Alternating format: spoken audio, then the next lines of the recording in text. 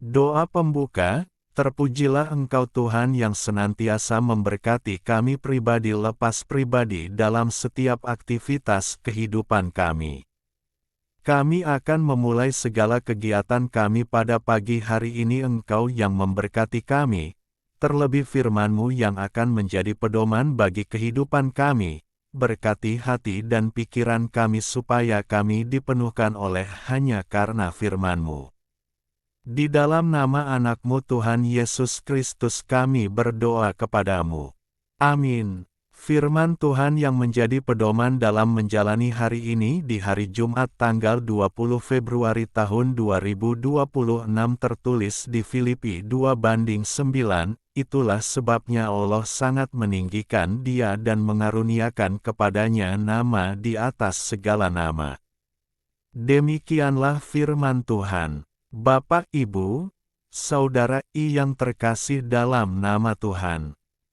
Latar belakang teks, Paulus dari Tarsus menulis surat ini ketika ia berada dalam penjara. Jemaat di Filipi adalah jemaat yang sangat ia kasihi. Namun di tengah kasih itu, ada tantangan, perpecahan kecil, ego, dan sikap mementingkan diri sendiri, BDK. Flop 2:3-4. Pasal 2 berisi salah satu nyanyian kristologis tertua dalam gereja mula-mula, Flop 2:6-11. Ayat 6-8 berbicara tentang kerendahan hati dan ketaatan Yesus Kristus sampai mati di kayu salib. Ayat 9 adalah respons Allah Bapa, karena ketaatan dan kerendahannya, Allah meninggikan dia. Jadi, ayat ini bukan berdiri sendiri, melainkan jawaban Allah atas pengorbanan Kristus. Renungan, itulah sebabnya Allah sangat meninggikan dia. Kata, itulah sebabnya, menunjukkan hubungan sebab akibat. Karena Yesus taat sampai mati, maka Allah meninggikan dia. Prinsip rohaninya jelas. Jalan kemuliaan menurut Allah adalah jalan kerendahan hati dan ketaatan. Dunia berkata, naiklah dengan kekuatan. Allah berkata, rendahkanlah dirimu, maka aku yang akan meninggikan. Yesus tidak meninggikan dirinya sendiri. Allah yang meninggikan dia, mengaruniakan kepadanya nama di atas segala nama. Dalam budaya Alkitab, nama melambangkan otoritas dan kuasa. Nama di atas segala nama menunjuk pada Tuhan, Kyrios, pengakuan bahwa Yesus adalah Tuhan. Nama Yesus lebih tinggi dari kuasa politik, kekayaan, jabatan, roh-roh jahat, bahkan maut sekalipun.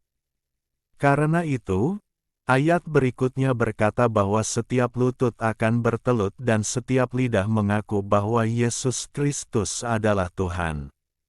Aplikasi dalam kehidupan, hidup dalam kerendahan hati. Seringkali kita ingin dihargai, diakui, dipuji.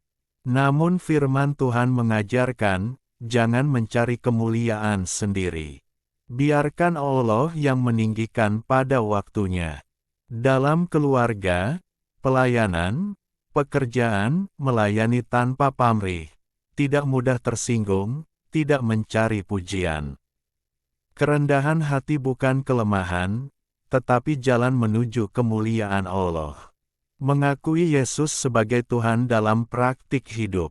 Mengaku Yesus sebagai Tuhan bukan hanya di bibir, tetapi taat pada firman-Nya, jujur dalam pekerjaan, setia dalam pelayanan, mengampuni orang lain, tidak kompromi dengan dosa. Kalau Yesus adalah Tuhan, maka keputusan hidup kita tunduk padanya, prioritas kita diatur oleh-Nya.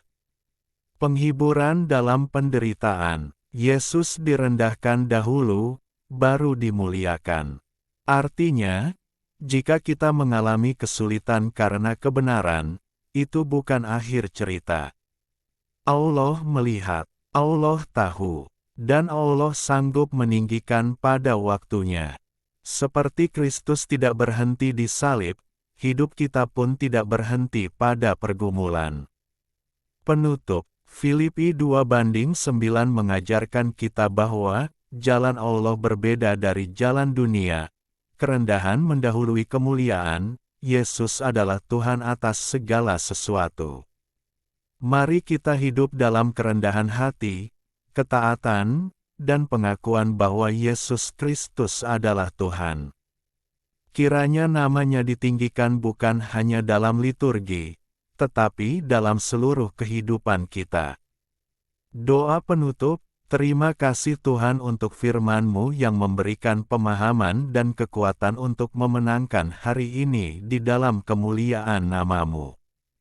Berkatilah setiap pekerjaan kami, lindungi dan jaga setiap orang tua kami, keluarga kami, jemaat-Mu, anak-anak kami dalam menjalani kehidupannya dan pendidikannya.